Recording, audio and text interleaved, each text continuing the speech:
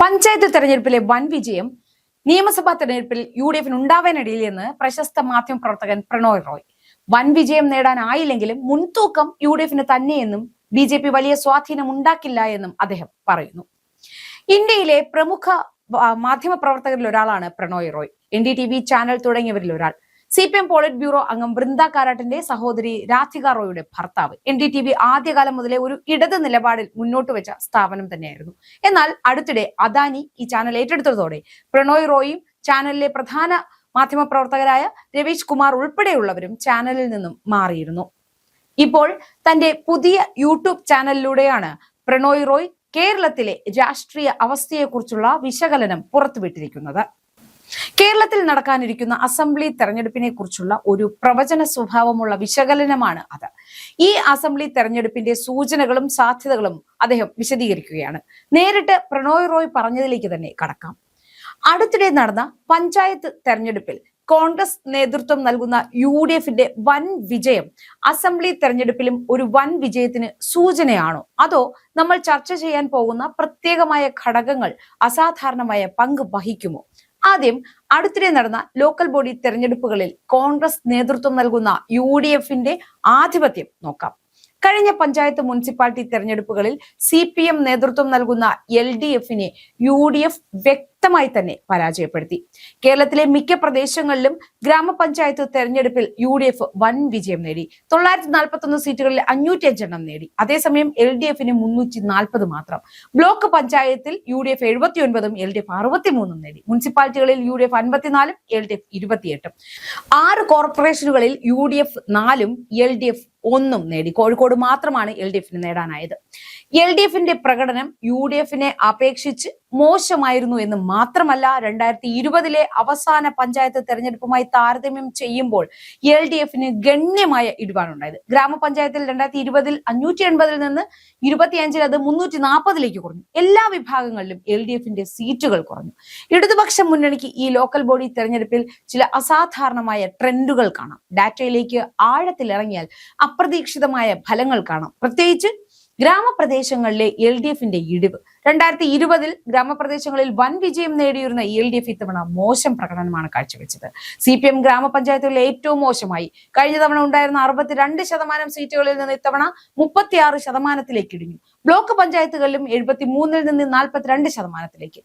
ജില്ലാ പഞ്ചായത്തിൽ ഇടതുപക്ഷത്തിന് അല്പം മെച്ചപ്പെട്ടു.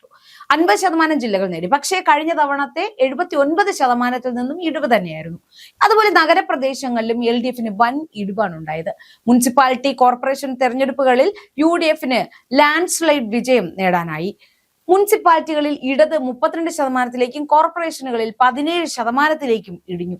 ഈ അവലോകനത്തിൽ നമ്മൾ 2 പ്രധാന മുന്നണികളിൽ ശ്രദ്ധ കേന്ദ്രീകരിക്കുന്നു. കാരണം BJP ഇതുവരെ കേരള തെരഞ്ഞെടുപ്പുകളിൽ വലിയ പങ്ക് വഹിച്ചിരുന്നില്ല. 2016 16% വോട്ട് ഷെയർ ഉണ്ടായിരുന്നുവെങ്കിൽ 2021 അത് നഷ്ടപ്പെട്ടു. എന്നാൽ 2025 ലോക്കൽ ബോഡി തെരഞ്ഞെടുപ്പിൽ BJPക്ക് ഒരു വലിയ നേട്ടം ഉണ്ടായിട്ടുണ്ട്. തിരുവനന്തപുരം കോർപ്പറേഷൻ നേടി എന്നതാണത്. ജില്ലാ തലത്തിൽ UDF വ്യക്തമായ നേട്ടം. 2020 താരതമ്യം ചെയ്യുമ്പോൾ 2025 LDF ഇടിവ് ഭൂമിശാസ്ത്രപരമായി വ്യാപകമായിരുന്നു. പ്രത്യേകിച്ച് തെക്കൻ മധ്യഭാഗങ്ങളിൽ UDF പിന്തുണ വർദ്ധിച്ചു. തെക്ക് ഒരു ജില്ലയിൽ നിന്ന് 4ലേക്ക്. ജില്ലാതലത്തിൽ പക്ഷേ ഇടതുമുന്നണി അത്ര മോശമല്ല ഗ്രാമതലത്തിനെ അപേക്ഷിച്ച്. 14 ജില്ലകളിൽ ഗ്രാമപഞ്ചായത്തിൽ UDF 8 ജില്ലകളിൽ ആധിപത്യം പുലർത്തി. ബ്ലോക്കിൽ 6, ജില്ലാ പഞ്ചായത്തിൽ 7 എന്ന് പങ്കിട്ടു. നഗരങ്ങളിൽ UDF പൂർണ്ണ വിജയമായിരുന്നു. മുനിസിപ്പാലിറ്റികളിൽ 14, 10 കോർപ്പറേഷനുകളിൽ 4. ഇനിയാണ് ആ വലിയ ചോദ്യം. 2025 ലോക്കൽ തെരഞ്ഞെടുപ്പിലെ UDF വൻ വിജയം 2026 അസംബ്ലി തെരഞ്ഞെടുപ്പിലും വിജയിക്കുമെന്നാണോ അർത്ഥമാക്കുന്നത്? പലപ്പോഴും അസംബ്ലി ഫലങ്ങൾ ലോക്കൽ ബോഡി ഫലങ്ങളുടെ പകർപ്പ് പോലെ തോന്നാറുണ്ട്. പക്ഷേ ഈ ഉപരിതല സാമ്യം കേരളത്തിലെ വോട്ടിംഗ് നിലയിലെ ആഴത്തിലുള്ള ഘടനാപരമായ ട്രെൻഡിനെ മറയ്ക്കുന്നു. ചരിത്രം പറയുന്നത് ലോക്കൽ ബോഡി തെരഞ്ഞെടുപ്പിന് ശേഷം 6 മാസത്തിനുള്ളിൽ നടക്കുന്ന അസംബ്ലി തെരഞ്ഞെടുപ്പുകളിൽ LDF റിക്കവറി ഫാക്ടർ ഉണ്ട് എന്ന് തന്നെയാണ്. വോട്ട് ഷെയർ വർദ്ധിപ്പിക്കാനുള്ള അസാധാരണ ശേഷി. 2010 ലോക്കൽ തോൽവിക്ക് ശേഷം അസംബ്ലിയിൽ 5.4% വോട്ട് നേടി. 2015 2016 5.7%, 2021 അത് 4.1%. UDFും അസംബ്ലിയിൽ മെച്ചപ്പെടുത്താറുണ്ട്, പക്ഷേ ഇടതിനെ അപേക്ഷിച്ച് വളരെ കുറവ്, ശരാശരി 1.4% മാത്രം. LDFിന് അത് 5.1%. ഇടത് അസംബ്ലിയിൽ മെച്ചപ്പെടുന്നത് സ്വതന്ത്രരും ചെറു കക്ഷികളും നൽകുന്ന വോട്ടുകൾ ഏകീകരിക്കുന്നത് കൊണ്ടാണ്. കഴിഞ്ഞ 3 തവണയും ലോക്കലിൽ നിന്ന് അസംബ്ലിയിലേക്ക് ഇടതിന് ശരാശരി 5.1% വർധനവ്, UDFിന് 1.4%. BJP വോട്ട് ഏതാണ്ട് സ്ഥിരമായി നിൽക്കുന്നു. സ്വതന്ത്രരുടെയും മറ്റുള്ളവരുടെയും വോട്ട് ഏകദേശം 6.5% കുറയുന്നു. അത് പ്രധാന മുന്നണികളിലേക്ക്, പ്രധാനമായും ഇടതിലേക്ക് മാറുന്നു. ഇനി നോക്കാം 2026 പ്രതിഫലനങ്ങൾ എന്താണ്. ചരിത്രപരമായ റിക്കവറി ഫാക്ടർ 2025 ഫലങ്ങളിൽ പ്രയോഗിച്ചാൽ ലാൻഡ്സ്ലൈഡ് എന്ന ധാരണയിൽ നിന്ന് ഒരു ടൈറ്റ് മത്സരമായി മാറുന്നു. UDFിന്റെ നിലവിലെ വോട്ട് ഷെയർ 41.2%. ഇതിൽ കൂടെ 1.4% ചേർത്താൽ 42.6%. LDFിന്റെ 36.3%വും 5.1%വും ചേർത്താൽ 41.4%. UDFിന്റെ 4.9% മാർജിൻ 1.2 ചുരുങ്ങാം. ചെറിയ സ്വിംഗ് മത്സരഫലം മാറ്റാം. കേരളത്തിലെ റിവോൾവിംഗ് ഡോർ പ്രതിഭാസം. കഴിഞ്ഞ 50 വർഷമായി UDFും LDFും ഓരോ 5 വർഷവും മാറി മാറി അധികാരത്തിൽ വരുന്നു. 1997, 80, 82, 87 മുതൽ അങ്ങനെ. 2021 മാത്രമാണ് LDF തുടർച്ചയായി അധികാരത്തിൽ വന്നത്.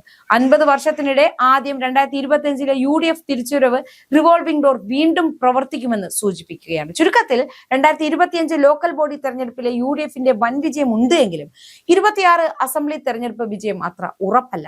സ്വതന്ത്രരുടെയും ചെറുകക്ഷികളുടെയും അദൃശ്യ വോട്ടുകൾ ഇടതിന്റെ ചരിത്രപരമായ ഏകീകരണ ശേഷി കണക്കിലെടുക്കുമ്പോൾ വൻ വിജയത്തിന് പകരം ഏറ്റവും കനത്ത മാർജിനിലുള്ള മത്സരമാകാം. ഒടുവിൽ ഈ വിഷയങ്ങൾ 5 പോയിന്റിൽ സംഗ്രഹിക്കാം. 1. കോൺഗ്രസ് നേതൃത്വം നൽകുന്ന UDF 2025 ലോക്കൽ ബോഡി തെരഞ്ഞെടുപ്പിൽ പഞ്ചായത്തുകളിലും മുനിസിപ്പാലിറ്റികളിലും വ്യാപകമായ വിജയം നേടി. 2. CPM നേതൃത്വം നൽകുന്ന LDF 2020 താരതമ്യം ചെയ്യുമ്പോൾ എല്ലാ വിഭാഗങ്ങളിലും ഗണ്യമായ ഇടിവ് നേരിട്ടു. 3. പല നിരീക്ഷകരും ഇത് UDFിന്റെ അസംബ്ലി ലാൻഡ്സ്ലൈഡിന് സൂചനയാണെന്ന് കരുതുന്നു. 4. എന്നാൽ കേരളത്തിന്റെ ചരിത്രം വ്യത്യസ്തമാണ്. ലോക്കലിന് ശേഷം 6 മാസത്തിനുള്ളിൽ അസംബ്ലിയിൽ ഇടത് വോട്ട് ഷെയർ ഗണ്യമായി വർദ്ധിപ്പിക്കാറുണ്ട്. സ്വതന്ത്രരും ചെറുകക്ഷികളും നൽകുന്ന വോട്ടുകൾ പ്രധാനമായും ഇടതിലേക്ക് മാറുന്നു. അതിനാൽ 2025 UDF വിജയം ഉണ്ടെങ്കിലും 2026 തെരഞ്ഞെടുപ്പ് വളരെ അടുപ്പമുള്ള മത്സരമാകാം. കേരളത്തിന്റെ പതിവ് റിവോൾവിംഗ് ഡോർ ആവർത്തിക്കുമോ അതോ 2021 പോലെ തുടർച്ചയാകുമോ? ഇത് നിരീക്ഷിക്കേണ്ട പ്രധാന കാര്യമാണ്.